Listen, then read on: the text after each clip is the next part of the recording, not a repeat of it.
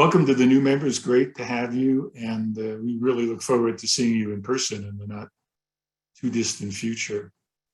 So whoever wants to jump in, I mean, I could call people, but just go for it and let's have everybody introduce themselves. How about I call it down the line so we just make it efficient? Heather's next on my list that checked in. Hey, I'm Heather Britton, and I am actually just started my term with this committee. And I actually work for the City and County of Denver, and I'm in human resources. So I have really nothing to do with transit at the City and County of Denver, other than the fact that I am passionate about transit. I live in Broomfield, and I've been, and I'm sorry, Pearl behind me is getting ready to bark at any point when someone walks by. But I've been commuting downtown to Denver from Broomfield for the last 21 years, and forever thankful to Matt and his work on that Flatiron Flyer, because it's the best thing that's happened to RTD in 20 years. That's it. Thanks. Welcome to the committee. All right, Andrea. Hi, I'm Andrea Suhaka. I was on the original Centennial City Council, served my 8 years there, and then 12 years on the Centennial Planning and Zoning Commission. I created and am chair of Transportation Solutions Arapahoe County, which is the local coordinating council for Arapahoe County. I think I've been here for a year. All right, so you all are being modest with your introductions. Matt, do you want to go next? Sure, yeah. So Matt Fromer, I am new to the committee. In my day job, I work on the transportation team for a nonprofit in Boulder called the Southwest Energy Efficiency Project, or SWEEP. I actually live in Denver, but used to live in Boulder. Big fan of the FF1 and FF2. But now, of course, living downtown, mostly use the light rail. Yeah, my day job, I do a lot of work on transportation policy at the local level, state level, with the Public Utilities Commission, with a little bit of work with RTD, kind of half on electric vehicles, which includes trying to get more electric buses out there. And most of that work has been on, recent legislation, Senate Bill 260, to try to create more incentives for electric transit buses. So that's part of the reason I was picked to join this committee. And then I'm also doing quite a bit of work with CDOT on this greenhouse gas rule they've just proposed to try to direct more money, away from traditional highway projects and toward multimodal, toward transit, biking, walking, TDM, smart land use, all the good stuff. So yeah, that's what I do with my day job. And of course, it spills over into my personal life all the time. And I'm happy to bring some of that to these conversations and learn from you all. So thanks. All right, John, another new member, welcome. Thanks, Roger. I'm John Fusa. I live and work in the town of Parker, down in the southeast section of the metro region. I'm a new member, as indicated. In my day job, I'm the community development director for the town of Parker, so overseeing building services, planning, all things development and economic development, long-range comprehensive planning. We do quite a bit of work on the transportation planning side, but on the local level, which unfortunately sometimes consists mostly of road building.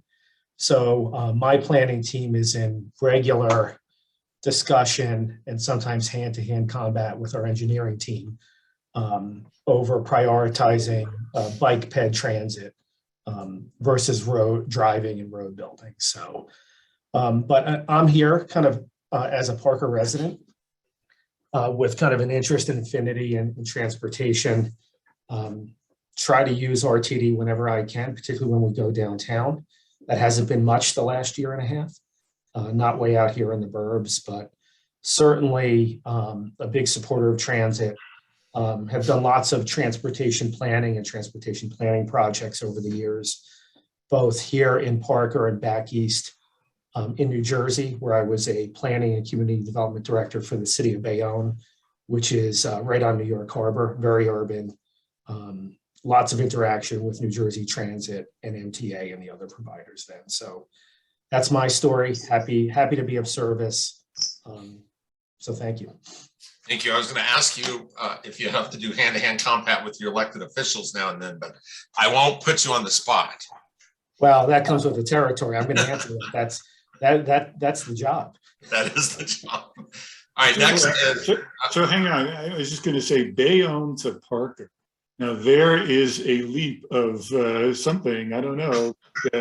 I'd be hard pressed to think of two places that are more different. Yeah, I don't know that I could describe that difference and how I thought I was prepared for the change when we moved out here. Yeah, but I wasn't prepared. So it took me a couple of years to adjust and acclimate, but it was quite a change. All right. Next, I have Travis. Hi, everyone. Sorry for the weird video. The power in our building went out, so I had to switch locations really quick. But anyways, I've been on the committee for about a year. I live in the Thornton, Westminster area, right at the border of like District J and K. Leverage, or when I lived in Westminster, leverage the Flatiron Flyer a lot more often. Now I live closer to the inline and take that usually 2 or 3 times a week into work.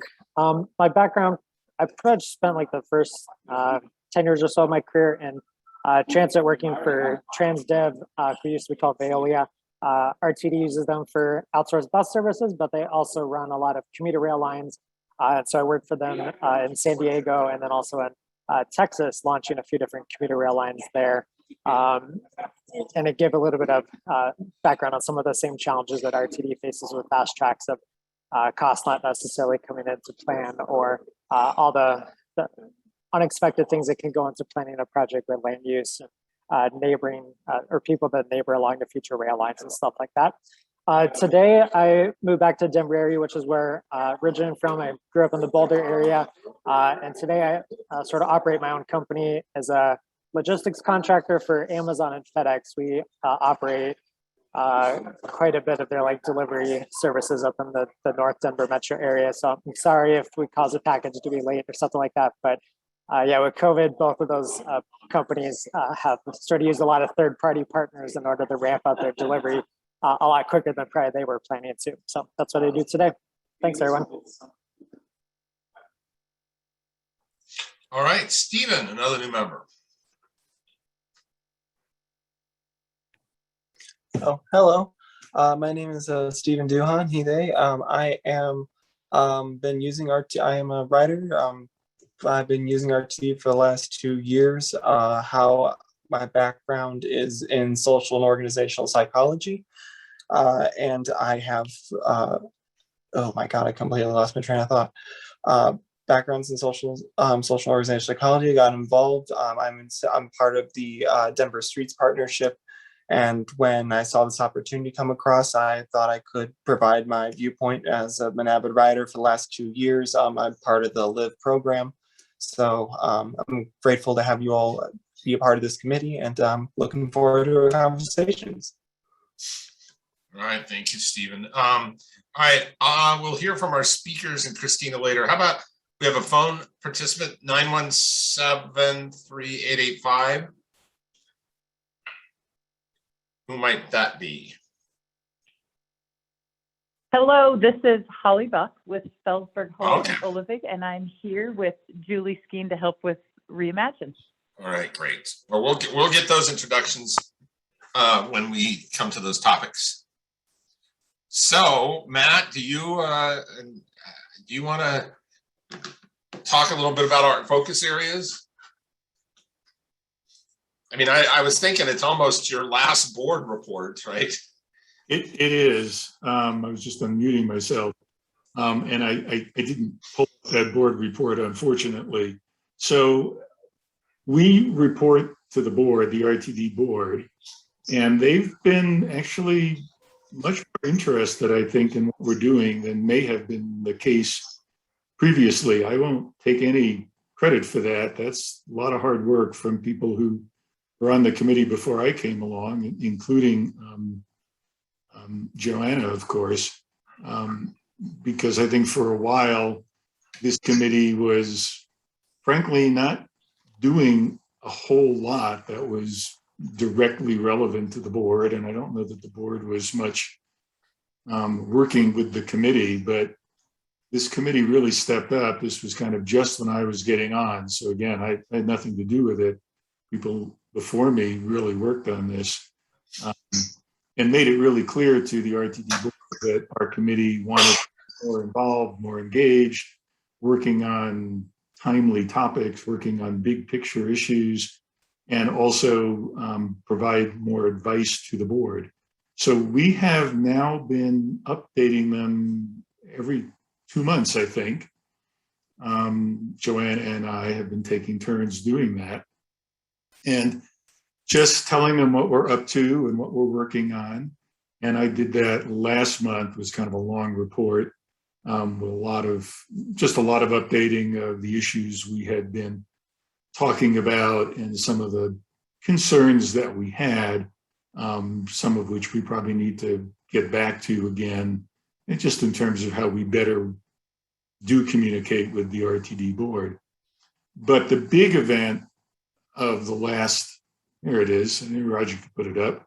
The big event really was we on the CAC had come up with a bunch of recommendations regarding the so-called accountability committee. And for those of you who don't know what that was, the state legislature decided that they wanted an independent committee to look at what RTD is doing. And they created this so-called accountability committee. And that committee did come up with a number of recommendations that were for about a year and a half, some of which were fabulous. They actually got the state legislature to change some of the rules of the game to give RTD a little more flexibility and freedom in how they operationally manage the system. That was great. Some were a little more controversial. Roger, you might send out that accountability committee report to the new members. It's on I'll send that out, yeah. Yeah, you can find it. If Roger sends it, that'd be good. Anyway, we went through that in great detail over 2 meetings, and we came up with a lot of recommendations. And I presented that to the RTD board and got a very good response, I thought. First, they were very interested in what we said. And secondly, they seemed to be mostly in agreement. And in fact, the final report or response from RTD back to the accountability committee, which they were required to do, pretty much tracks our recommendations. I wouldn't say we made that happen. A lot of our recommendations, I think, were kind of common sense. But in a couple of areas, we may have given the board some courage, if that's the right word. And so bravo to this committee. I mean, I think we did a really good job. Anyway, that was by far the most important part of the last report. And other than that, I would just say, and then Joanna and Roger, you should jump in. This committee has some big picture ongoing projects that we're working on that we very much want to continue to work on. And we have told the RTD board that that's what we want to do. And those are a big fair study that is just starting. And that's a big deal, trying to figure out how to make RTD's fares and past programs and reduced fares make more sense. And then the second is Reimagine, which we're going to talk about some today. And the group here, I hope, will give a little intro to that, especially for the new members. In a nutshell, that's kind of where does RTD want to go in the next 5, 10, 20 years, given all the changes that we're seeing in transit and technology with a big dollop of COVID stuck in. You know, when that was started, it was pre-COVID.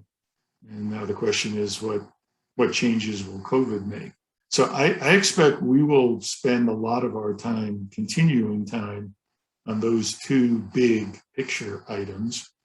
And hopefully the board will agree that we need to do that, because that's really the big value of this committee. That's not to say we won't work on some shorter term issues as both time permits and we can get in a timely manner. And that's something that we've always asked all of you on the committee. If there are other issues you think we should work on, just raise them. And if we can, and if we can get the right people here to give us some presentations and get some advice to the RTD board, that's great. That's our role. That's exactly our role. Okay, I'll stop there. Joanna? Well, Matt, you did such a great job. There isn't a lot left for me to say, which is good. I think that I do have a perspective of having been on the CAC for a few more years. We seem to have risen up to the occasion here in the last year or so, and actually are becoming more involved.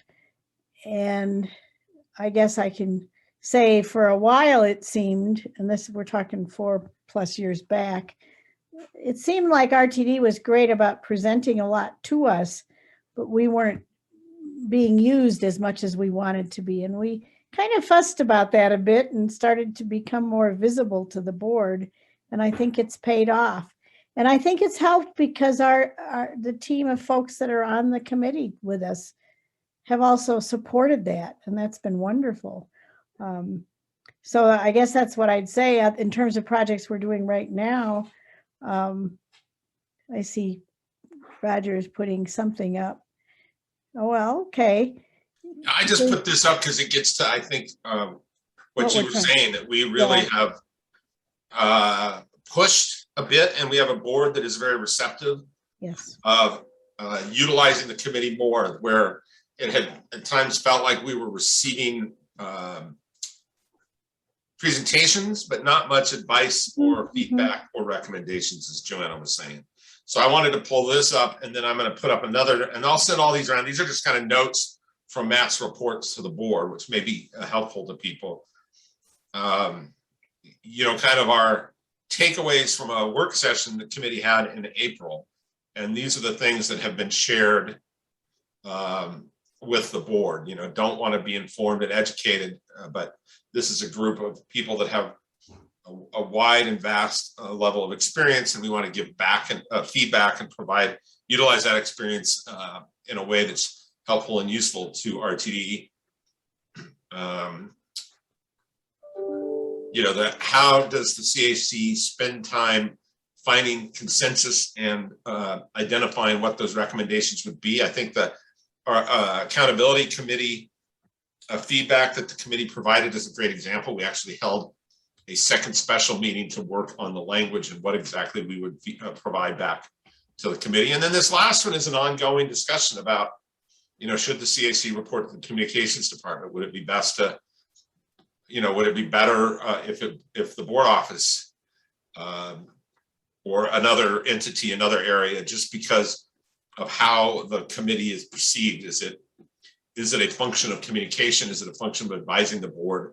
Who does it advise, et cetera? And I think that is a issue that we'll continue to talk about. And I think in context of the new strategic plan, where we are going to have the general manager with us in November. She was not available in October, but in November to really dive deep into the new strategic plan, which is quite different than any strategic plan the agency has adopted in the past. And Deborah's approach to managing both the staff, but also managing the board, and being really thoughtful about what falls in the board's bucket and what falls, that's the board is policy. And then she and her team are responsible for implementing that policy, and that the board needs to stay out of the implementation business and stay in the policy business. So those are some things. I'll send these notes out, but that the committee is really focused on. Thank you. Questions on that? And then I see we have Tony Jackson joined us. Maybe Tony, you want to do your introduction, since I think you had fallen off when we were going around. Yes, I apologize. I've had some reception problems. I'm on the go today, so this will kind of be a segue into my background. So, can you guys hear me all right? We can. Today, I've been at the Illinois Public Transit Association conference this morning, and I just checked in at the one in Ohio. So, I sell equipment for public transit vehicles. Travel around the country doing that. I'm based in Denver. I'm the sales director and marketing for a company called Transit Marketing Group up in Boulder. So try to ride the Flatiron Flyer when I can. I'll be on the A-line when I get home Friday. I spend a lot of time networking and interacting with different transit agencies around the country, as well as working with our sales team. And I've been on the committee about a year, and I've been in public transit for just over 12 years now.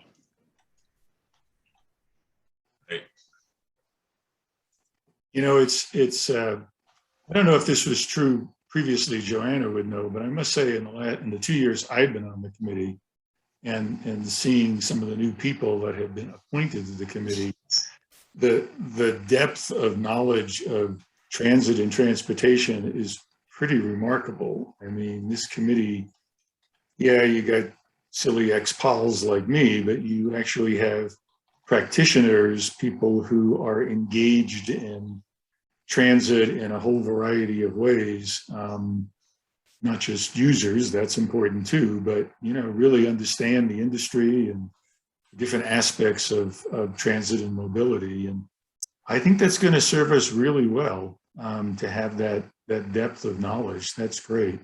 And just one other quick point that I didn't mention, I was talking about things we have worked on. A couple of months ago, maybe, we got a wonderful update on RTD's finances, which is a big deal. I'm sure we will do that again, because, you know, we do try to be practical. And while we obviously operate at the policy level too, you know, things that we suggest have to be within the realm of possibility in terms of things that RTD can finance. And a lot of us think that better understanding RTD's finances, where the money comes from, where the money goes, what the subsidies are for different routes and different ways they do transportation is really important. So for those of you who missed that, don't worry. I have no doubt we will be speaking again about the finances, because they're just such a critical part of how you reimagine RTD within the constraints of very real budgetary issues and you know, expense issues. Anyway, that will be ongoing too. Anybody, comments, questions? I guess I would make one more comment. While we're saying we want to advise the board, we do invite presentations to our group. Almost every month, that's what we're doing. And so we want the new members to understand that we're not cutting that out at all. We're simply adding to what we do and making space for us to make recommendations. So if anybody wants to know something new, or you have, because you're new, you've missed a presentation that was done in the last 6 months, speak up. We can either get you some information about a presentation that was done, or we'll schedule an update. So just wanted to add that. I think that's helpful. One of the things that we have really been trying to do is when we schedule a presentation, we're asking, you know, what is the expectation of the presenter, the department, from the CPA or from the CAC? Are they wanting just to update the CAC? Are they looking for feedback as they're developing a policy? Like, I think, you know, the Reimagine work has largely been, we're providing feedback as it's an iterative, ongoing effort. Are they wanting a recommendation or us to weigh in and advise the board one way or the other? So we're trying to understand, you know, what's the purpose for the presentation.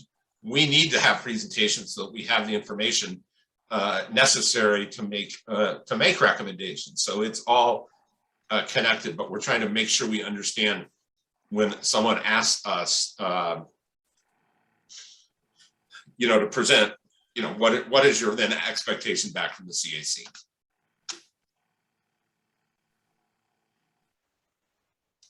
All right, others input. I mean, John, I know asked in an email about an orientation. This is something we've had a discussion about before. It's really hard. We can provide past presentations and notes, any notes that have been taken, but things change and are updated. So we will get a finance report one year, and we'll see the finance people again next year because things are changing. But I think it's a good timing to have the Reimagine people here today, as even with the new people joining, because that is going to be an ongoing topic that this committee will continue to engage with. This is more orientation, I think, than Matt got when he joined. Yeah, an orientation would actually be lovely. I'm not absolutely certain what that would entail. I think it's safe to say that, and this certainly happened for me. I mean, yes, I came in knowing something about RTD, of course, but within a few months, you get enough presentations on enough different issues that you actually get yourself oriented pretty easily. You'll hear from Reimagine. Maybe we'll get an update on the FAIR study. Maybe we'll hear about finances again, a couple of other odds and ends, and lo and behold, you got a pretty good handle on what's going on. And frankly, with COVID, a lot of looking at past analyses just don't work anymore. The finances are quite different pre and post COVID, and we'll see if they return to their previous levels or not. There's just a lot of different thinking now about where mobility and transit needs to go than if we had a presentation 2 or 3 years ago. So I think you're joining at a good time, and frankly, at a really interesting time, because of the Reimagine and FAIR study that I think will set the stage for where RTD goes for many years into the future. And, we can be a part of that. Agreed. Matt had asked for a library of past presentations. I have a Dropbox where I keep all of them. I have not shared them. I'm happy to share a link and people can go and look at all those in one place. That would be much appreciated. My other question about the presentations was are they all from like RTD staff, or are we inviting other presenters from, say, CDOT or one of the local governments or a legislator to come in and talk to us about transit and what they're working on and how it relates? Mostly RTD, although we have had Dr. Cog last year as they were developing their transportation plan. We've had the accountability committee co-chairs in to present and talk to us. We have had in the past representatives from the TMAs come in just to share what they were doing. I think it's an area we've talked about and probably needs to be done more of how can we partner with other groups that are also working to advance transit access, equity, etc. So, certainly if you have ideas of certain groups and we can find a way to integrate it into what we're doing, I think it makes sense. Actually, the idea of, if it did make sense to have some people from the state legislature who might be working on or thinking about working on some transportation issues, obviously ones that are more related to transit than roads, but I think that would be really interesting. The accountability committee certainly raised some issues. We raised some issues about why isn't the state providing some more funding for transit? Well, we could talk to some state legislators about that potentially. Yeah, just so everyone knows, though, we are open to if you have a request or suggestion or idea, bring it up at a committee meeting or just shoot us an email. The co-chairs and I have a monthly meeting where we talk about the upcoming agenda and kind of future agenda items. So throw it out to us, and then we'll start to, we start to line it up so that it fits in the schedule. All right. Well, welcome new members. That concludes our orientation for today. And we're doing good on time. I think we've got Bill Soroy and Julie Skeen and Holly Buck here from the Reimagine RTD team for our next topic. All right, well, why don't I get started, and I will turn it over to Julie, and I think Holly's also going to be participating as well. So a little bit of background, since I know that since several new members on Reimagine, and maybe I'll ask the new members, have you all heard of Reimagine before? Okay, so you're at least aware of that, of kind of heard the name. So about 2 years ago, we started a process to figure out what's next for the agency. And we have two primary kind of focus areas. One is kind of more of the short-term service, which obviously over the last year and a half is really taking quite a bit of change in terms of where we are and where we're going. In terms of optimizing our service, what can we afford over the in reality, and what can we sustain? And we're working on that. And we're going to talk a lot about that today. Actually, it's kind of the focus of our exercise that we're going to go through. And then the other piece, which I think we talked about last time when we met with this group, was more the mobility plan for the future and where we need to go as an agency and long term. Where should be our areas of priority, and what are some of the strategies that we need to put in place to make sure that we continue to be, successful in meeting the mobility needs of the region. So that's just a very high level overview. I'm going to turn it over to Julie, who's going to go through a pretty short presentation. Then we're going to get into a fun exercise with you all, because we all know how you love to do exercises with us. Great. Thank you so much, Bill. Hey, Roger, is it possible for me to share my screen? Or do you have the presentation? Either one works. Yeah, let me give you permission to share it. So perfect. That works great. Give us 1 second. And to Bill's point, we are sort of building on, we've met with CAC a couple of times, so we're building on that with a short presentation, but we're excited about our exercise today. It's a little bit of, you get to be a service planner for the day.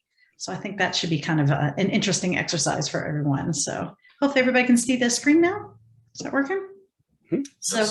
So we're going to talk a little bit, the majority of this, we're going to talk about the systems optimization plan. As Bill said, we started this in 2019, and this is more of the short-term focus. Where is RTD providing service? Where should RTD be providing service? Where's the demand, and what sort of adjustments should be made? And this is something that is happening all across the nation from a service provision perspective. So we'll talk a little bit about that. We've gotten some feedback as part of this exercise. We've gone out and talked to, obviously COVID had a big impact to that. We've gone out and talked to some other transit agencies to find out how they're addressing the changes in COVID. So we thought you might find that interesting, sharing a little bit about that. And then again, you get to play service planner for the day, and then we'll end with a little bit of update on the longer term piece, which is the mobility plan for the future.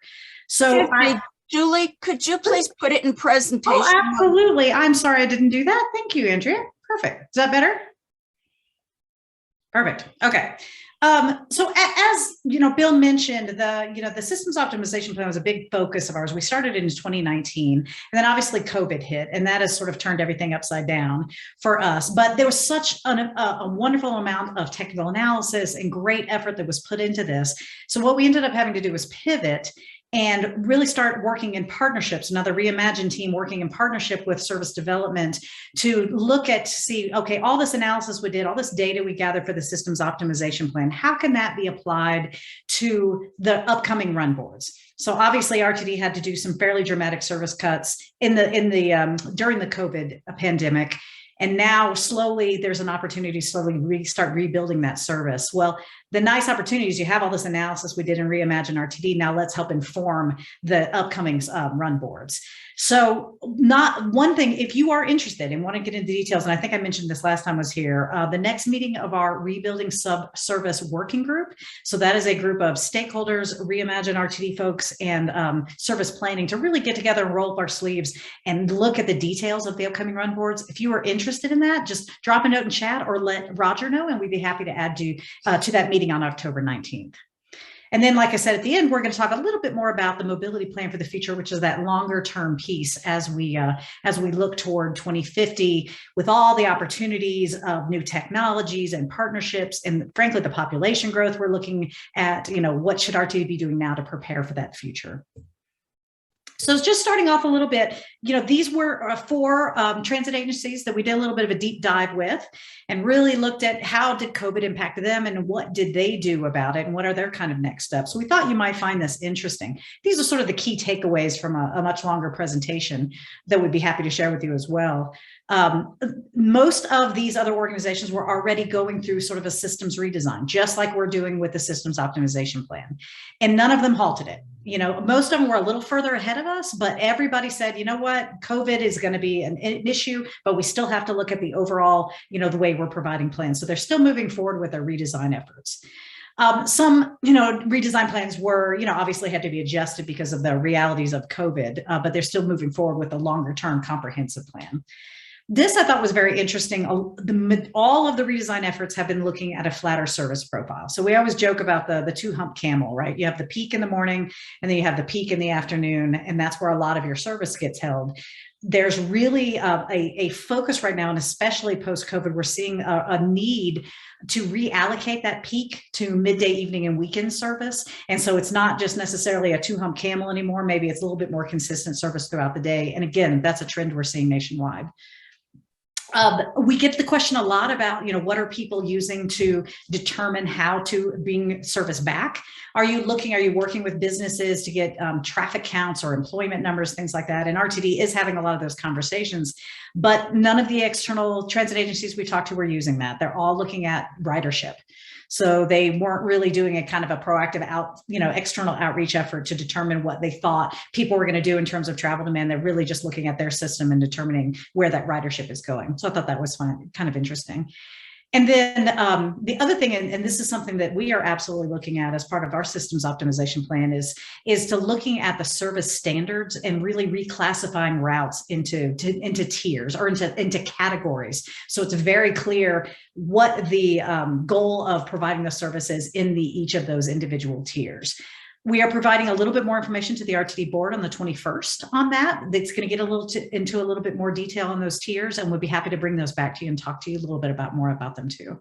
Just thought you'd find it interesting, kind of big picture. What are we hearing from some of the other agencies? So in terms of expectations for rebuilding service back, this is something that we've been working very closely with the RTD board of directors on. And this is guidance that they've essentially given us that we've been sharing as we've been going out and talking about Reimagine. Employees' health, safety, and well-being. Essentially, what that means is no more mandating, and that's a big difference for RTD. RTD for many years has mandated service to maximize the value of the operators we have now. Under our new leadership, that is not going to be something we're looking at moving forward, which is great because it's really positive and important for our workforce. But it's also going to be a challenge because we are in need of operators. So we're back to this mode of really, and this is again, another issue across the country is everybody trying to find operators. Equity is really going to be a foundation for as we look at service and where to put service. Title VI, obviously the federal law is going to be guiding us on this, but this is something that the RTD board is taking very seriously and looking hard at in terms of where do we rebuild service? What are the equity considerations associated with that? And really, relative to the fact that there has been funds, RTD gets a lot of questions about, well, you've had all these funds that have come in. A lot of those funds are one-time only. So they're not, an increase in the revenue that RTD will receive over year. And so we have to be very, very careful and put some really hard thoughts into what to do with that. Because if you take all those one-time and you go out and increase service everywhere, all RTD is going to be doing is cutting that service back in a couple of years. And so it's really, really important to make sure that we're looking at the long-term and we're not just saying, okay, well, we got a little bit of money now, so let's go and, provide all this service. They've really got to say, let's provide service that's long long-term that we can manage and we can believe that we can continue fund, because we don't want to get into this growing and contracting sort of mindset. That said, based on the financial analysis today, and Matt talked about, you guys looking at the financials, our understanding is that RTD, if you look at pre-pandemic levels, so before things hit like middle of 2019, we have the financial capacity to grow about 85% of that back. And so if you look at where we were in the middle of 2019, 85% of that is what is on the books and what is being planned for RTD to grow service back between now and 2026. A couple of other things, obviously, ridership trends, telework is huge. We don't have an answer on that yet. We're not quite sure what's going to happen. Is everybody going to, say, forget it, I'm never going downtown again?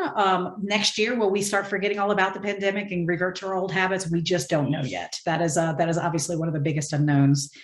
And then one of the main things that we wanted to share with you is not because a route was in place pre-pandemic does not necessarily mean it will be restored. RTD is trying to be very smart and really base a lot of the decisions on the, technical analysis, the systems optimization plan, equity, ridership trends and needs. And so, just kind of giving people the message that RTD is not just growing back to exactly the way they were. This is an opportunity for RTD to take a hard look and really think about where is the best place to provide service, given all these other considerations. So with that, I will pause for a second to see if you have any questions, and then we're going to get into kind of our fun exercise. Roger, we have a couple of people in the waiting room too. I'm just going to admit them. Yeah, I just admitted them. Excellent, perfect. So any questions before we get into the exercise? Yeah, I got a quick question, Julie. Please. Without going into huge details about the tiers, which you said you're going to, report to the RTD board here shortly. I'm just curious what you have in mind and how, more importantly, maybe how that differs from the way RTD looked at its route structure previously. Mm-hmm. Yeah.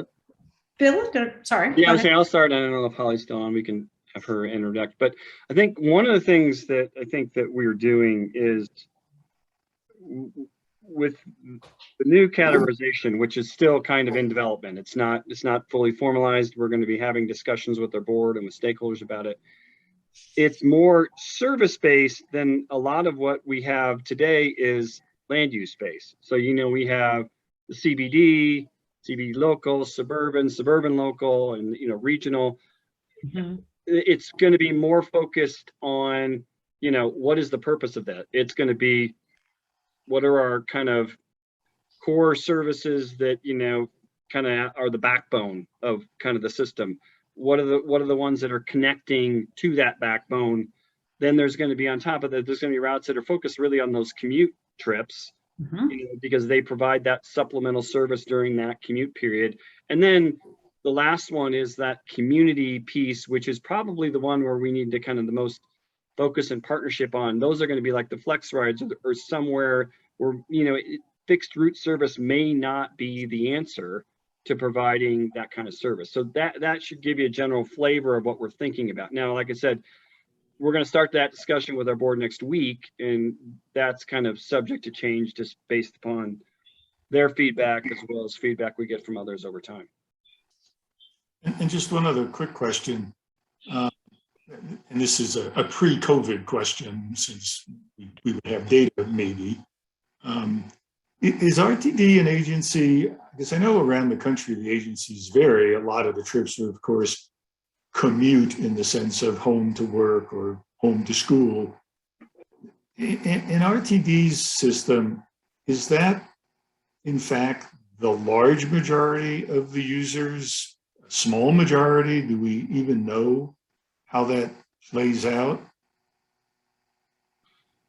Yeah, I'm not going to give you a complete answer. I'll give you what I understand, but I will defer, and we'll have to get back to you on specifics. But I would say generally, we commute is a fairly big part. But I think if you look at the way we have our ridership, we have our rail. Just looking at rail and bus. I mean, bus makes up 2/3 of our ridership, and bus, for the most part.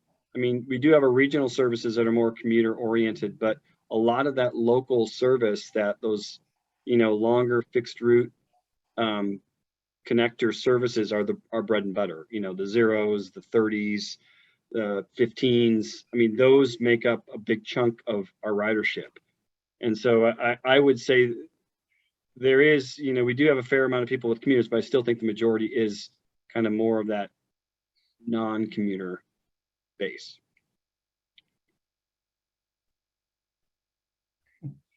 Matt, I think you had a comment. No, Matt Applebaum. Sorry, Matt. Matt Yeah. Fromm. Yeah, you can call me by my last name. That's great.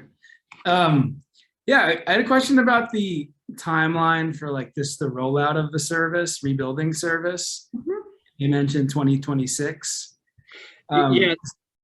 Oh, finish your question. I jumped the gun. Yeah, no, I was just gonna say, I think noting that COVID has definitely chilled ridership for sure, and it's going to be hard to build back. But every day we wait and we don't have enough service, people are buying cars, and then they have a sunken cost, and they're driving and developing those driving habits, and it's just harder to shift that later. So just kind of curious about the rollout for the rebuilding the service and what you're thinking of in the near term here, so the next like 12 to 24 months. Sure. And I will point you to, because I was just looking at it, I mean, actually right before this meeting, there's actually a good article by Nate Miner in CPR. I think it's on the CPR website today, about kind of the most recent discussions at the board about service, which gives you good context. So basically, where we're at, I mean, with the September run board, we're somewhere around 70, I think, depending on how we calculate, 70 to 75% of pre-pandemic service. And that's basically increasing about 6% from where we were at last run board. So, the low that we had was about 60%, right just after the pandemic started, we cut it back.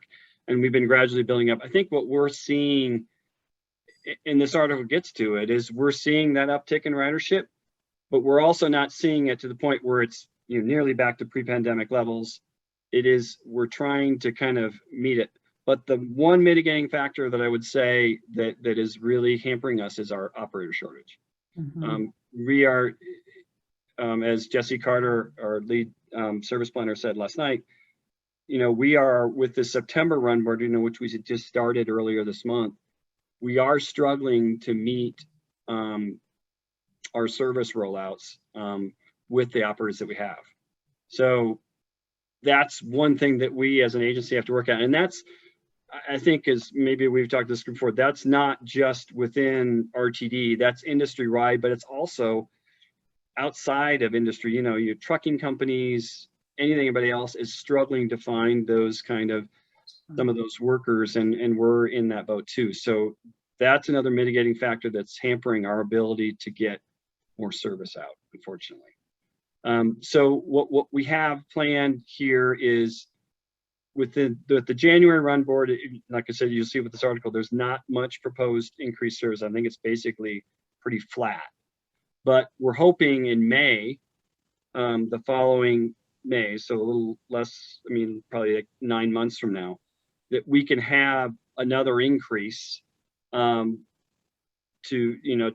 kind of deal with that service level, and hopefully have at that point, trying to stem the tide a little bit more with our operators so that we can put out more service, because again, it's a real challenge with us on the operator side. Travis. I had a question. Pretty much like a couple meetings ago, we were talking a lot about equity, and as I've been thinking about it, I've been curious of like, sort of how does RTD leverage data to determine equity? It seems like a lot of like transit agencies leverage where people live and sort of like census type data for that. And I realized, at least like when I look at Denver and RTD service, that a lot of the areas where maybe people that are more transit dependent work have really bad service, to be honest. So if you think of like warehouses out in East Denver or Commerce City or stuff, like it doesn't necessarily seem like the system out aligns with like where the jobs are, where a lot of those people go to work, right? And a lot of the bus service was built from like that neighborhood to connect the fast tracks or to connect to downtown Denver. and maybe misses what the actual like core trip is of a lot of people in that area. But I was just curious, as you're thinking of that, is there a way that RTD can, capture sort of the full pattern of not just where the people are living that are maybe underrepresented, but also like where they're going to work or medical care, stuff like that, that isn't really captured in the route maps today. Yeah, that's a really good point, because that has come up, and I've been in a few meetings lately where that very issue has come up. And I mean, a perfect example of that is there's a new Amazon fulfillment facility opening in Aurora. And I know actually as part of this run board, one of the things we're trying out, we're actually extending the 15, I think it's a mile or two, to have a termination at this facility. And so I think, where those opportunities exist, we're going to try to do some of those things. In some cases we may be able to do it. Like, I mean, that's a perfect example. We're trying something to address it, but in other cases, it may not be that easy to do through a fixed route kind of solution. It maybe has to be another kind of, maybe more of an on-demand solution. But we are going to continue to work for it. But you're right, there needs to be another look at kind of the destination for those minority and low-income workers that we're trying to serve. And hey, I think, Bill, this is Holly. I think this is a great time to talk about the LBS data. And one of the things that one of the opportunities that the Reimagine team had was to capture and analyze cell phone-based travel data all through the metropolitan region for all of, we got it in 2019. We were able to look at the year 2018 at the time. So, and every year is passing, there's, a new Amazon fulfillment center, but nonetheless, it gave us a super opportunity to map both equity populations and then specifically look at where equity population groups, where they were traveling. And some of the recommendations made in the system optimization plan that was developed through the Reimagine process were very calculated in looking specifically at where people were going to and from, to try to do that very thing that the comment was talking about. Is, I know where you live from the census, but that doesn't help me with, or am I getting you? Is my service actually getting you to where you need to go? And you can't hit everyone from A to B, but you can sure hit those key travel patterns and make sure you're providing a good and efficient service when at all possible. So we were able to do that, and a lot of the recommendations speak to that very idea. Thank you, Holly. Thank you. Other thoughts, questions? All right, are you ready to put on your service planner hat? All right. Holly, are you available to kick us off here? Or here, let me do a little introduction real quick. So this is just what the slide represents. This is something we actually did at the last Rebuilding Service subgroup. This is the feedback. So we had Jesse, who leads our service planning group, and said, okay, when you think about how we determine service, what are the things you take into consideration? Obviously, RTD service standards. There's a real focus from the service development group to make sure that this is a logical system, right? That has to be a network. You can't just think of each of the destinations. It has to all fit together so that all the, if you get off one bus, you can get on a train, really working as a system. Affordability, looking at alternative scenarios. We talked about Title VI, so the Civil Rights Act, cost-effective distribution, because, we've got different types of services. How do you allocate cost across those?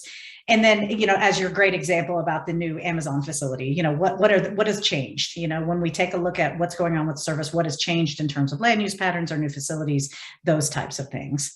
And then under COVID, the board of directors made a formal recommendation as a board action to prioritize mobility for those customers who really have been depending on the services throughout COVID. So if you were on that 15, you were on that 0, and you have been consistently out there using those services, RTD wants to recognize that this is sort of a baseline group that we need to continue taking care of. So those are sort of some big picture considerations as you look at service changes. And then we'll talk a little bit about our goal here, which is we're going to give you some scenarios. We're going to give you a budget. And then we're going to have a little conversation about what sort of decisions would you make in terms of service planning, with the assumptions that we're very similar to where the situation we are actually right now. We're in a COVID recovery, but with the presence of the Delta variant, everything's still a little bit uncertainty. We are challenged a little bit on the operator side, and we have funding, but we don't have funding enough to return all the way to pre-COVID levels, only to about that 85%, like I talked about. So the assumption is, going into this exercise, you got about $1.1 million to mess with here, and you got about 6 operators. And then we're very curious to have, we're not going to do any sort of formal polling or Minty or things like that. It's a small group. We just want to talk about it, because the idea of this is just to have you guys walk through the logic that our service planners are challenged with, and sort of get a sense of the types of decisions they have to make, and get your thoughts on how you would do that. So with that, Holly, are you still with us? I am with you. And if, all right. And if we want to move to our 5 options, we can have a very high level discussion. I won't read each option, but we should probably take a moment. Did you see these options in advance of the meeting? We should probably have a minute to take a look at them. Yeah, I don't believe so. So we should just give everybody a minute really to kind of take us. So you see the 5 options on the screen, and there's a general description. Let's go ahead and step through them so that we're all on the same page. I think one of the things that this exercise is doing is both, we talked about, our new CEO really helping to guide what is best to go to the board from that policy level, and then having staff are responsible for putting that into action. And these are specifically designed to help us think about how our policies could influence our operations, and how operations serve different priorities that we have as an organization. So on option 1, it talks about, so I have 5 different places that we could put our $1.1 million. The first is we could extend a fixed route service 3 miles to serve an area that's currently not served, but was served prior to COVID. Now, if we do this, we anticipate that we could capture 75 new daily riders. We would serve high equity areas, population areas. We have that it's through Zone A, and this is really just thinking about, when we talk about Zone A through E, you might think of it as like, this is the northeast quadrant of the community, or the northwest quadrant, but obviously these are just hypothetical. So it's Zone A is identified here. This service would require 2 operators to run and would cost $500,000 annually. So moving down to option 2, same categories you can see across here. This service would increase frequency from 60 minutes to 30 minutes throughout the day on a route that retained 60% or more of its ridership during COVID. So this was pretty good. Like, some of our services dropped to 30%. They only retained maybe 30% of the ridership that they had pre-pandemic. And some services really retained quite a lot of their ridership. This one, I would say, is in the high retention area. We anticipate that this could attract 150 new riders, serve 150 new riders. It's also in a high equity area. It serves Zone C and E. It requires 3 operators, but would cost you more. It's about $750,000 annually. So option 3 would partially reinstate a regional route that was suspended during COVID to provide 3 peak period trips. You can see how the characteristics of it along here. Again, about 75 riders. It is not serving an equity population area. It requires 3 operators and would cost about $600,000. Option 4 would be to replace a suspended fixed route service that underperformed even prior to COVID with a mobility on demand service or a partnership. In this case, we're talking about, specifically here, we've identified a taxi voucher program that would take the place. 5 riders would be able to serve, but it also only costs RTD about $40,000. Our partner agency also puts in money for this, but for RTD's output, about $40,000 annually. We have no additional operators needed for this one because it's a partnership with the taxi operator who would be providing their own operators. And then option 5 would be to add a flex route service to a newly developed housing area near the outer edge of RTD's district boundary. And actually, somebody else mentioned this as if it was a job area, they talked about it being the new Amazon distribution center, where it's kind of far out of town and newly developed. Here we anticipate 20 riders. It would cost about $200,000 and would have medium serve an area considered to have some, but not a high level of equity population groups. So our hope here is to have some dialogue around, if you have $1.1 million and 6 operators available, where do you prioritize? How do you decide which of these 5 options you put into place? So any initial thoughts, anything that jumps out at you, go, ah, well, that's a no-brainer. Clearly I'd do that one. Any sort of initial reaction along those lines? Also, you could put, I think, comments in chat, right? Please, yeah, that would be great. That we'll capture and get to the team, any comments that you all make. Oops, that would be great. I really like option 2 because it's the least expensive, high equity, most new riders. It just, that's the no-brainer to me. And it's that combination. It's the fact that it's a lower cost, but it really helping those equity riders, adding more riders and helping that equity. So it's that combination of all 3 that makes you think it's sort of a no-brainer. Right. Okay. Thanks. Travis, what are your thoughts? I mean, I agree on option 2. That was like the one that stood out for me the most. I sort of also looked at it though in terms of which options maybe didn't make or would give me like pause. So option 3 was one that gives me pause because we don't really know if like trip servers turning to normal post-COVID. Like a lot of people that were formerly taking regional routes are now able to work from home. And so even like if you have some data what ridership used to be, it may not even come back at the way it did before. So you have a lot higher risk there. I do think option 4 is also like a high priority for me because you're able to serve, even though it's a smaller set of riders, like the cost per rider is really affordable, but also like it's not necessarily capping out on your operator usage.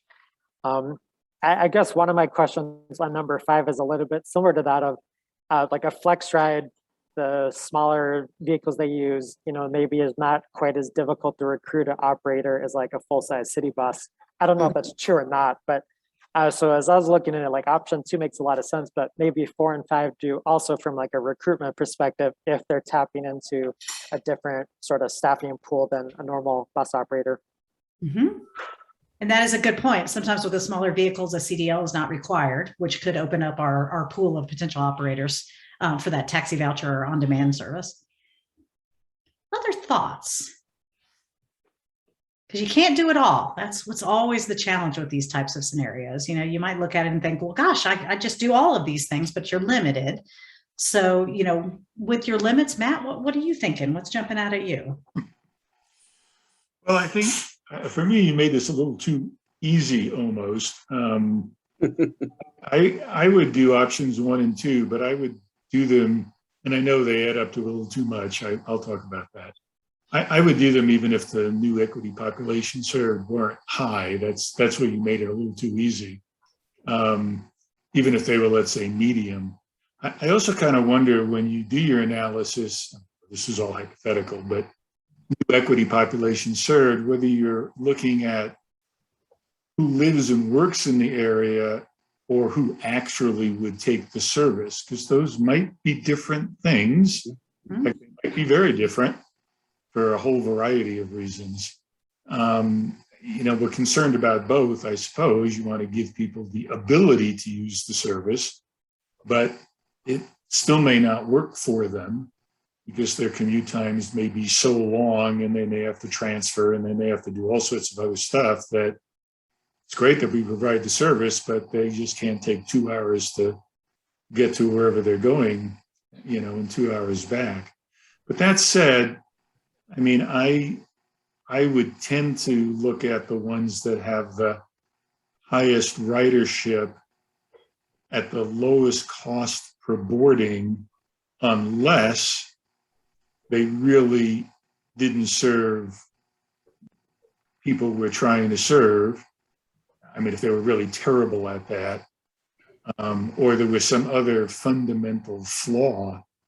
But I think those have to be kind of pretty high on the list of things we look at. And so that's where options 1 and 2 jump out at me. Other options, not so much. Yeah, you made it so that they're a little too expensive together, although we do have enough years. But, you know, that's fixable by just jiggering the service a little bit. Maybe you don't go from 60 to 30 minutes all day. You go from 60 to 30 minutes during the peak ridership times, whatever those might be. And at other times, maybe it's 45 minutes or whatever, so that you can make it work. And I'm sure RTD must go through that analysis all the time to kind of jigger those schedules to make it work. But the good thing is, in theory, we have enough operators. Right. And that to me seems pretty critical. So Matt, you're saying the ridership and lowest cost per boarding in general seem to be the things jumping out at you. How do you weigh in equity in terms of those? Obviously, 1 and 2 also served some high equity populations, but what if they didn't? Would that change? Well, that's what I said. You made it too easy. You should. Right. We should have made one of those low, I suppose. Right. And, you know, if they were medium, let's just say they were medium. Yeah. Now, what if they were both low? Mm-hmm.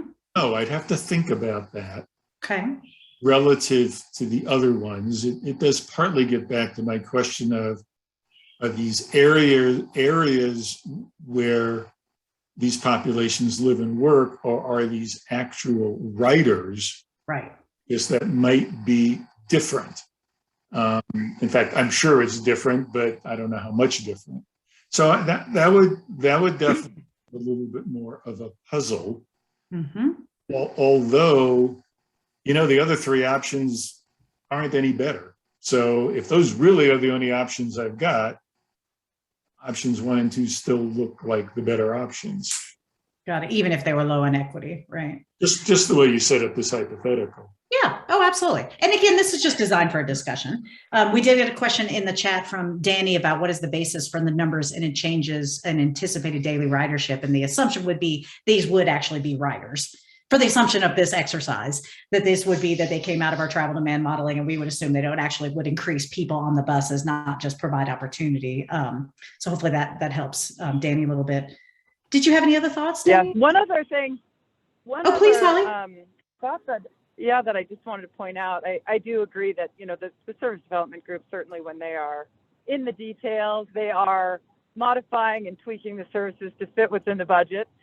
For this, the idea is to have dialogue around having to pick between 1 and 2, understanding that they both have value, and the difficult question that we have and face on the service development side is it more important for you to go into an area that is currently not served, or to provide better service and capture a few more riders in another area, with them being sort of a kind of equivalent. And this is, you know, as you all are very aware, this is a conversation that has had a lot at that policy level. Is our goal to provide service, you know, throughout the district, or is it to provide service sort of to the most people? And so that's kind of what 1 and 2 are trying to hit on a little bit without forcing you to make that discussion on equity. So I would love to hear from the group, you know, if you had to pick between 1 and 2, do you want to hit an area? And it sounds like from the initial discussion, better to just capture where you can capture the most riders versus touching an area that currently is not served. But I would love to hear if there's any other feedback or thoughts on that.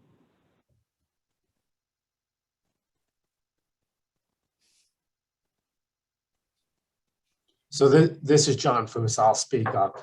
Interesting conversation. Certainly, I agree with Matt.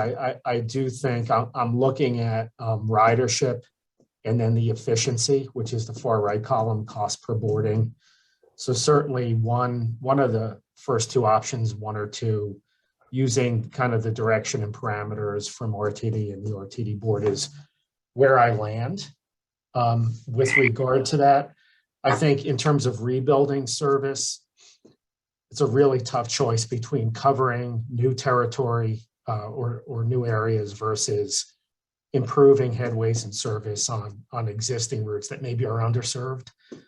I think I would lean a little bit more towards option number one, trying to, as kind of ridership is still marginal and rebounding, trying to cover in an efficient way or fairly efficient way the additional 3 miles with fairly high ridership, high equity, and at $22 per boarding. Not the most efficient, but not far behind option two. So I certainly would do that. I have to tell you the suburban perspective, I'm looking, so option number 3 is really interesting because that's Parker with the P regional route, which was just reinstated.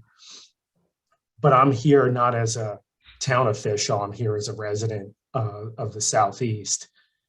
I think I end up skipping over option 3 to maybe option 4, kind of going option 1 and option 4, where option 4 looks to me like a low-cost way of providing some service where none exists. In a really low-cost way, fairly efficient in terms of cost per boarding. I realize the equity score is pretty low, but it's kind of experimenting with providing some level of reinstated transit service on a pilot or experiment. Pretty much I look at it as a pilot, particularly one that's relevant, I think, to the outer suburbs like the Southeast, and seeing if you can provide service where none exists efficiently, quick and cheap, and see how it works and what the response is in terms of, from the population. It's my 2 cents. Very helpful. That's awesome. Very great. How about Stephen? I think you might have been next. I apologize. I wasn't sure who was first, but we'll get to both of you. Ew.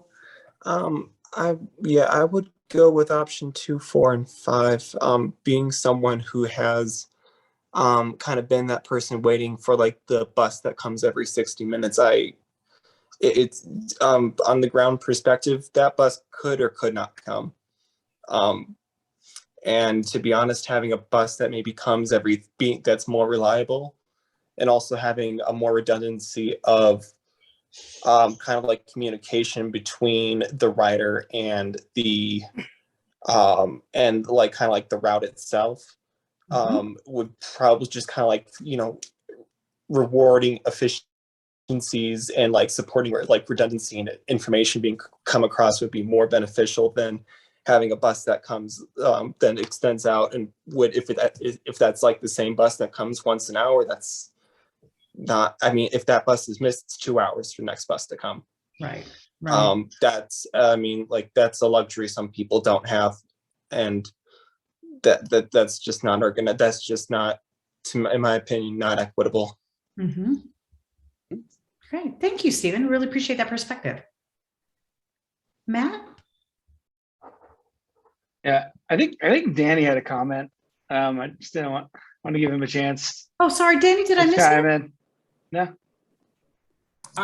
I was just going to add on, I guess, to my question about the thinking about anticipated daily ridership. And then another question I had was, before deciding on some of these, my question is, do any of these potentially bring in more funding to support others? That would help me decide what to pick. I appreciate the equity piece. I appreciate looking at like the 60% retention piece to look at where it might really be supported, and that could be a good indicator. But I feel like if some of these would build on or feed into the others, that would influence me, I think. That was all I was going to add earlier. Thanks. Got it. Thank you. We set these up to be sort of standalone, but I think your point is very valid. We do have the partnership share for option 4, where the assumption is that somebody else on the private sector is coming in and sort of splitting that cost with RTD. So that could sort of feed into that thought process that actually brings some revenue into the system. But that's a really great point. Thank you. Matt? Yeah, I was going to, say that I agree with most of the other comments about option 2 for sure. I'm drawn to the option that generates the most ridership. I think that's where we need to focus our efforts now, especially is building out that constituency, building ridership. I think I want to make a comment about option 5, which strikes me, not to question the premise on all of these, but it seems like one where, I'm thinking of some of the new housing developed east of Denver, like Aurora Highlands, where you've got some single family housing going up, pretty homogenous out there. Would love to bring transit service there, but it really seems like we should be splitting those costs with local governments that are making those decisions instead of imposing all these new costs on RTD. So I wonder if that's part of the conversation is speaking with local governments, with developers about kind of cost sharing the new transit service as they put more impacts on our system with housing and those land use decisions. That's a really good point, Matt. And actually that's an example of what we did with Thornton when we did, again, serving another Amazon fulfillment center. They were able to secure some Dr. Cog funding for that flex ride service. And we have some contribution to that, but again, it's leveraging other people's money in order to add service. And I think that is a good point. And a big part of Reimagine is partnerships. And I think that, it's going to be emphasized as we kind of continue to move forward. Andrea? And I think we're going to have to start winding down here. Oh, I'm just looking at option 3, and that hits really close to home. And my girlfriend as well. My girlfriend lives at the end of C and D lines. I live at the end of not the end of, but E and F lines. And we really don't need that other train. But I think I would have preferred that it be the train that went more into the middle of Denver than went to Union Station, just because there's the schools, there's the businesses, just more toward the 16th Street Mall than Union Station. It just hits so close to home, and it's so expensive that, drop one of those trains completely. And the same for the other side of town, Southwest. So you're saying decrease the service on some of those routes if that allows us to build service in other areas, sort of thing? Yes, absolutely. From the commuter routes, yeah, okay. Because they are expensive, and the number of people could probably switch to the other train. So, that's just what I was thinking. Great, okay. There was one other person that had their hand up, but I think they might have dropped it. Was there any other comments on this? It was Joanna. Yeah, it was Joanna. There you go. Joanna. Oh, you're on mute. You're not one to not speak. I know. This is not a shy one. There it is. No, I just couldn't see whether my mute was on or off. Well, there's a lot of valid comment being made, which is kind of why I pulled back a little. If you're just trying to, spread this among different zones and look for the highest equity, higher equity, and figure out how to stay in budget, it's very tricky. I love Matt's, let's just do options 1 and 2, but that doesn't fit in the budget. So option 2 seems to appeal to all of us. You could do option 2, 4, and 5, which looks at something we haven't really talked about. I think that covers a variety of different zones. And that spreads some of the options out there. There's enough drivers, there's extra money when you do that. So then maybe there's something that's not on here, and you could contribute some extra funds, and even an operator possibly, if that all adds up. So you could maybe do some more of this mobility on demand service with some other people to work with. So that was just my thought, that maybe there's some ways to do more of the option 4 types of things. Because if you combined the way I just suggested, you'd have funds available to do more of that. Excellent. Yeah. And that was, thanks, Danny. Stephen also suggested that as well. So that's a good combination of things. So I think, this exercise was not intended, obviously, to solve all the world's problems, but give you a flavor of the challenges that our service development group, and obviously they're doing this at a level of complexity that's much, much higher than, you have 5 options and a bucket of funds. But this has been really helpful feedback for us. And we're doing this with a whole series of groups, taking it back and feeding into some of the discussions we're having about future run boards. But, definitely heard some great themes about ridership being important. Cost effectiveness being important, and equity being important. So I think those are 3 kind of take homes I got from this discussion. And I'll open it up one more time, and then I've got just a couple of slides left. Is there anybody else that wanted to add any other additional thoughts to this? Was this useful? Was this interesting to you guys?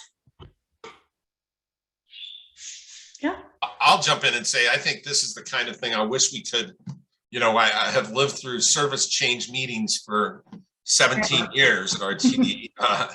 And, it is often, it's getting feedback on decisions that are largely have been made or we know, but done in a way that people don't have this context. They don't understand that there are trade-offs in every decision that's made. And I don't know how you expand to the general public, and if there is any way to ever expand this kind of information to the general public, but this really captures how hard it is to deploy service, especially in the situation we're in. So I really wonderful and great discussion with the committee and our new folks. Appreciate all of you jumping in on this. Absolutely. So I'll give it back to you. I have one other quick comment. Yes, please. Two things that occurred to me that just would be useful, and I'm really not answering your question. One is the length of the trips. Yep. I think could be useful for various. And the second is, and the cost per boarding, and I've been yammering about this for a long time, but hypothetical, but I think it would, to really answer that, you'd really want to know what the cost per boarding is for other routes. You need to compare. So is 22 really high? Is 22 really low? Is 22 in the middle? 33 looks really high, but maybe 33 is typical for RTD, again, in this hypothetical. And that would make some difference for me. I do worry a lot about the really high cost per boarding routes. Some are certainly justified for various reasons, but you need to compare it to what else is going on in so some of that, and of course, the real people who do this, all that stuff. But in this little hypothetical, we don't know what if I can use the word normal range is, these 5 numbers. So that would also be helpful in terms of getting better feedback from people. I think that's a really good point. You're right. You're looking at these and out of context. Yes, I just so people and this is super rough context, but please don't quote me on this number, but you might from a system-wide level, might be around $10 a boarding. Now these you also have fares, obviously, that are taken into account. And this does not take into account the fare revenue, but that's a small number compared to the overall. So you might just put in your mind 10. It varies service to service. It's higher on rail. It's lower on local bus. But that gives you just a super high level order of magnitude just for future. Thank you, Holly. That's great. And I think we've got one more comment from Matt Frommer. Yes.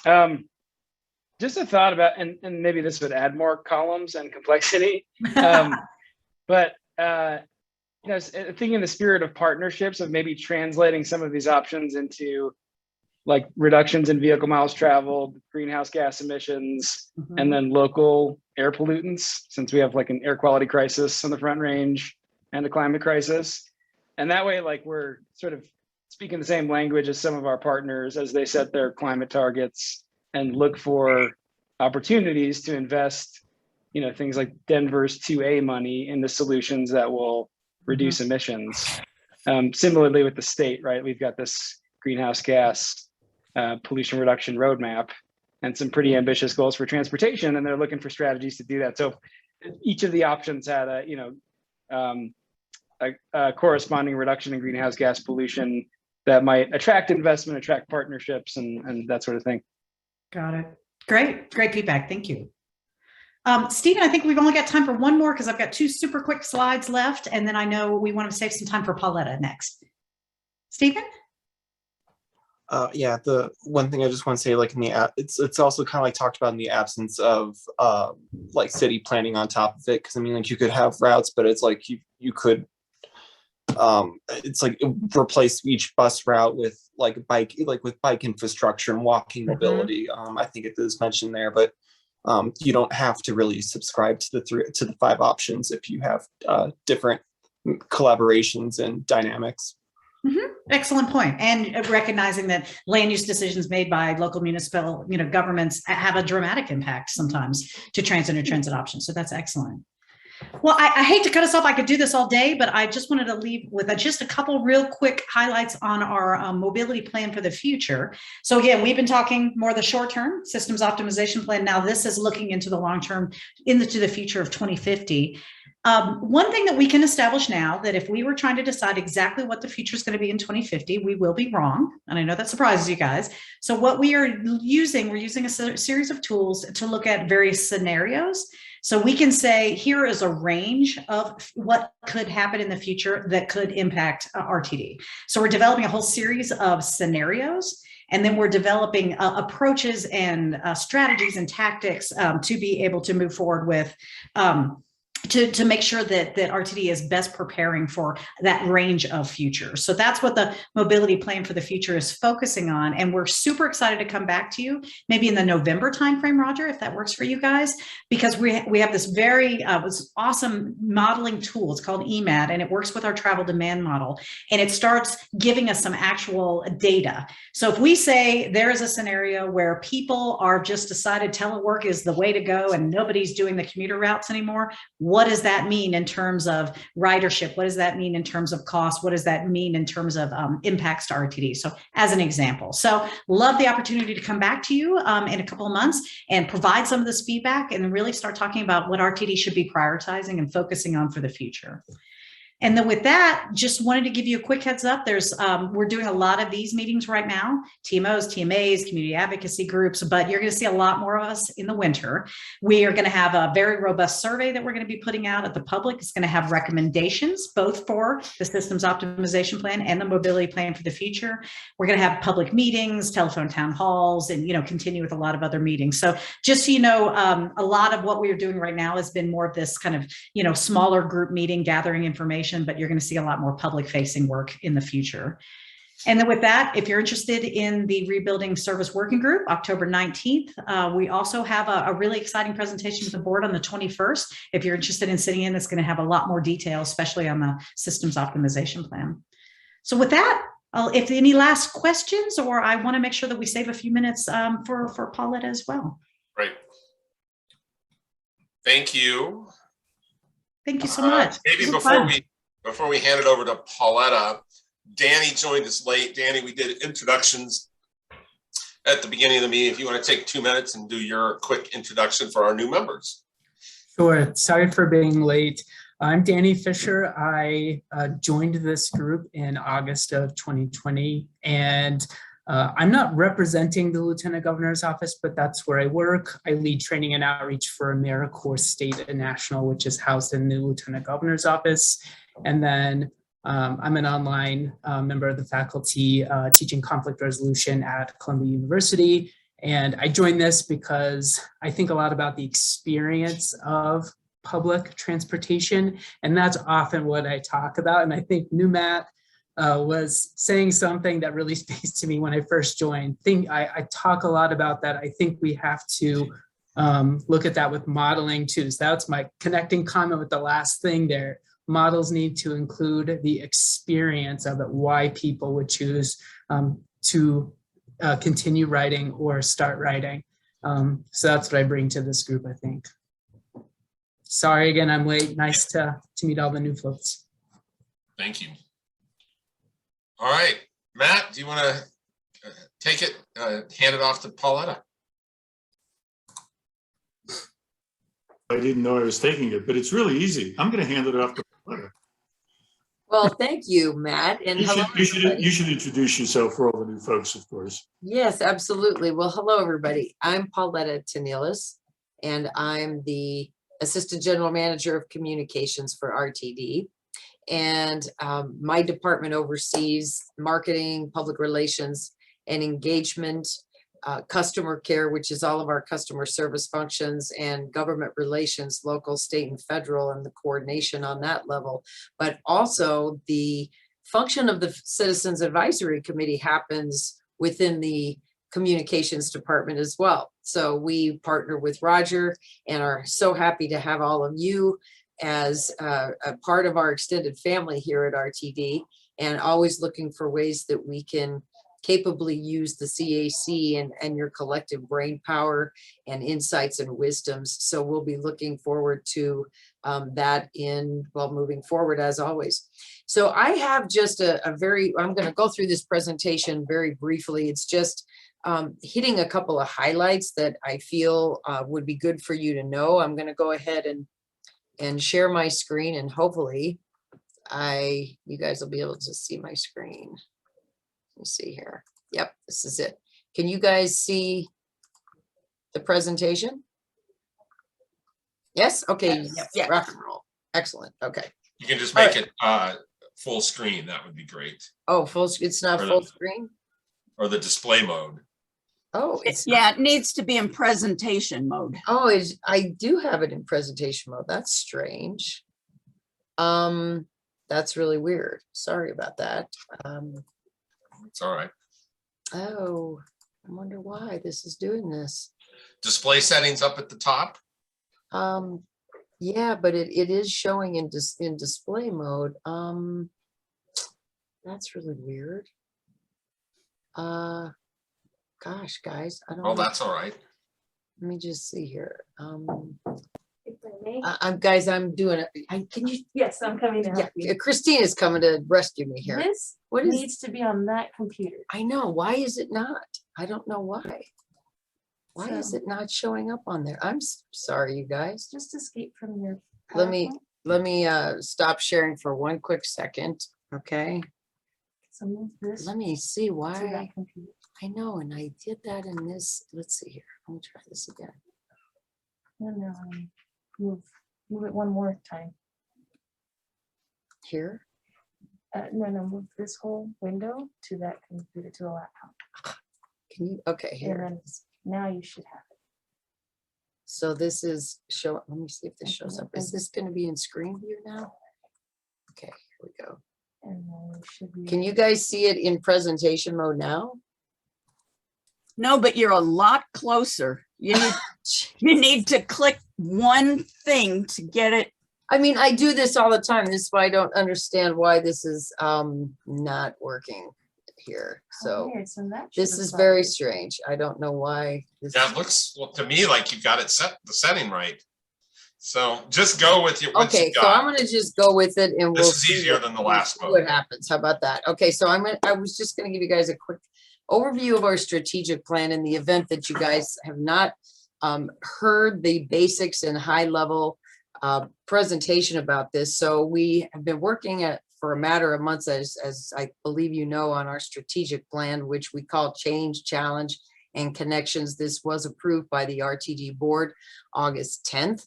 And some of the highlights of the strategic plan, which you'll be getting a little bit more of a deep dive when CEO Deborah Johnson will be able to join the CAC sometime soon. But our mission statement, we make lives better through connections. And this was really more of a lofty statement that we landed on, because it was really thinking beyond just the physical service that we provide in moving people from one place to the other, but what are we doing through that process? We're actually opening up opportunities and making lives better for people to connect to work, school, appointments, medical visits, leisure time with family or friends. And so it really is designed to be more beyond just the physical. We take you from point A to point B. Also, the vision statement to be the trusted leader in mobility, delivering excellence and value to our customers and to the community we serve. The trusted leader part, I can tell you, was a big deal because we believe that's something that we should embody, especially as we have heard from many of our stakeholders and customers who have been very concerned about various things with RTD over the past few years. And so us building trust and relationships has been key in this whole process as we've developed the strategic plan. Also part of the strategic plan are our values, which is what all of us at RTD and also the CAC as part of our extended family should embody, which we believe are passion, respect, diversity, trustworthiness, collaboration, and ownership.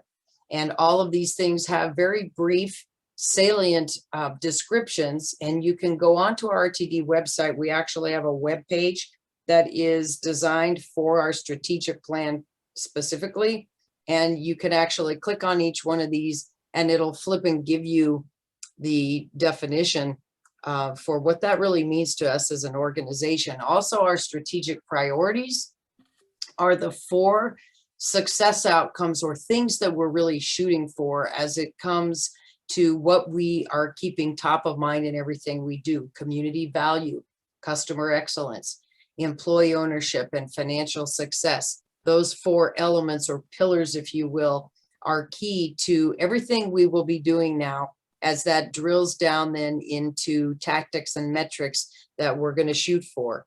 And so this is just a little diagram that shows you how this all flows with our why, our what are we doing, the how we're going to do these things, and then who. And the specifics of the who are really important because within each department, we have a number of activities and metrics that we've said we're going to pursue and accomplish to help those 4 success outcomes come true. And so we actually have identified people within our teams who are the people that will shepherd each of these activities so that there is that ownership for those activities. Not going to get much into this other than seeing how the flow of the mission and vision then flow into our strategic priorities and outcomes, and then those activities. And this is on the right-hand side. It's just an example of the department sections of our strategic plan that are more of the specific activities and metrics that we're going to shoot for when we pursue our work over the next 5 years. I know that was really quick, you guys, so I'm happy to answer whatever questions I can, but want to just make sure you're aware of our service change meetings that are coming up. Those will be October 4th and 5th, and this will be for the January service change. Any of you that listened in on the board meeting last night and heard Michael Ford and Jesse Carter give the overview of how the January service change is shaping up, there aren't going to be a whole lot of changes or modifications for the January service change, and that is largely because we are really starting to see a shortage of operators, and we're trying to do all we can to recruit and to retain our operators. But that is something that we're really monitoring every day, actually, to make sure that we can provide the service that we say we want to put out on the street. This September service change that just went into effect was more of a substantial service change with some adjustments and bringing back some different service. But January is shaping up to be more of adjustments and some minimal changes. Those recruitment efforts I mentioned, our team, our communications team has worked handily with HR and bus and rail operations so that we can get out there in as many ways as we can think of to attract people to come on board RTD and be part of our RTD family. Also, our system-wide fair study and equity analysis, I believe you are all aware of that, and you'll be part of that process, of course, moving forward. The request for proposals for a consultant team that will partner with us and facilitate the fair study and equity analysis. That RFP was just released late last week, and we plan to have a team on board by the end of the year. One other process that's going on is the update to our language assistance plan. And this right now is a survey that we have out with our customers who are limited English proficiency, customers who have another language as the first language that they speak. This is really critical because the survey and the feedback that we will get from our LEP customers, that we also then got from our internal staff who interact a lot with our customers, will help to inform the update to our language assistance plan. This, of course, is so that we can provide meaningful access to our programs and services, and so that our LEP customers are aware of the language assistance programs that RTD offers, so that they can take advantage of our programs and services as much as possible. And the external facing survey by the that's being done with the LEP customers will be wrapped up about the middle of October. And then one last thing I'll leave you with. We get asked a lot, well, what are you guys doing to attract people to transit? What are you doing to get people to hop back on board? It's something that I think everyone has a vested interest in. And our communications team for over a year has actually been thinking about this and doing some research at looking at what are the ways that we can do this while we still, of course, have a lot of people telecommuting, and we still have a significant reduction in the ridership than we had pre-pandemic. So we are getting ready to launch a campaign that we call Take a Trip. And I want to give you guys a sneak peek of this. The purpose of this is really to just get people to hop on and take a trip. If you're not already riding regularly, try RTD or get back on board RTD. And it really is focusing on how RTD helps people get to key destinations, also using us for social activities, essential trips as people have been, but also touting the benefits and the value of transit as it relates to what we do for the environment, but also what we do in providing options, keeping people from getting stuck in traffic, and again, those destinations. And this campaign is really designed to be more whimsical and lighthearted, in some cases a little edgy and funny, to really kind of lighten everybody up from the heaviness that we've all had over the past year and a half from the pandemic. And it's really based on experiential creative design to help people see, oh yeah, I didn't realize you could take RTD to that museum or so on and so forth. So you'll be seeing more of Take a Trip. And now my mouse isn't working, guys. I'm just having a technical issue here today. I don't know what is going on, but here we go. So these are just some of the examples of some of our other ads that you will see across our bus and rail vehicles, but also largely on web and digital ads. We have some other fun things planned as part of Take a Trip. This will be an ongoing campaign that will be able to have life ongoing. So I know this is a very quick overview, and I'm happy to stop there and stop sharing what you guys could see. Can you guys see me now? Okay, so I'm happy to answer any questions that you guys have about any of what I just talked about or anything else as it relates to the communications department. We love your jacket. You what? I love your sweater. My Very sweater, colorful. yeah, I love this sweater too. And guess what? Check this out. My shoes kind of match the sweater. Oh, there you go. That's kind of a cool thing, right? The important stuff here. Any questions for Pauletta? She mentioned we're hoping to have CEO Johnson at our November meeting. As you heard, the Reimagine team has requested November, so that's probably the whole meeting is a real deep dive on the strategic plan and how I think it also relates with what is happening with Reimagine RTD. So it should be a very good meeting in November. Well, did you have any way to get any handle on the impact that your advertising campaign has, whether it's Take a Ride or something else? I mean, when you have public meetings, well, you know, some people show up, yeah, that you can kind of count. But when it comes to advertising or other nudges that you give people, do you have any way to get a handle on, is it working, is it not working? That's a great question, Matt, and I'm really glad you asked that because we've talked about that a lot. And as each department was responsible for really crafting their piece of the strategic plan, we talked a lot about, well, how do we measure our campaigns, right? Because it's, you know, how do you measure if somebody saw this on a billboard or saw it on the side of a bus and it had an impact on them, and it maybe drove them to a certain action or whatever, or enticed them to learn more about RTD? How do we derive that, right? And so we actually are going to be doing that. We have a metric related to our campaigns that is in our scorecard, our department scorecard, that is going to be done based on some online surveys, also some geo-targeted digital work where we can ask people if they've seen these ads. Did you change any action with utilizing RTD because of it? Or what was your opinion of it? I will say this, and I'm glad you brought this up, because I would like to use the CAC and our customer panel that we've had exist for years at RTD to also give us that input.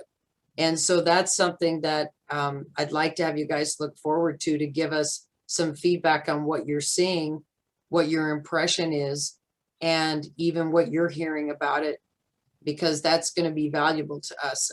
You know, one thing I'd like to do as we move forward with some of the campaigns that we will move forward with is to message test them and graphic test them with you guys.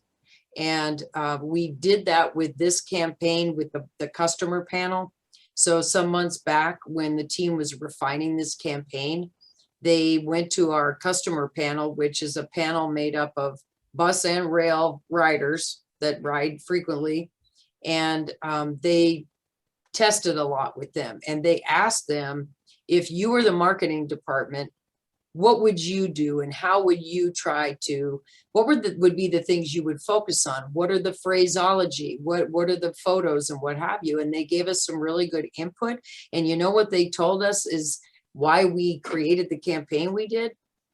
They were like, hey, there's still a lot of people not going out and about, working from home. So trying to even talk to people about, you know, take RTD to work may not be as timely right now, but the other things that RTD helps us do, those are the things you guys should focus on.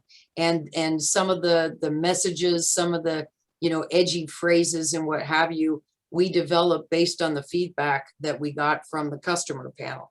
I would really like to use you guys the next go around when we do this, even as kind of a check-in point with Take a Trip. And maybe there's some adjustments we need to make that you guys can help us with. So thanks for asking about that, Matt.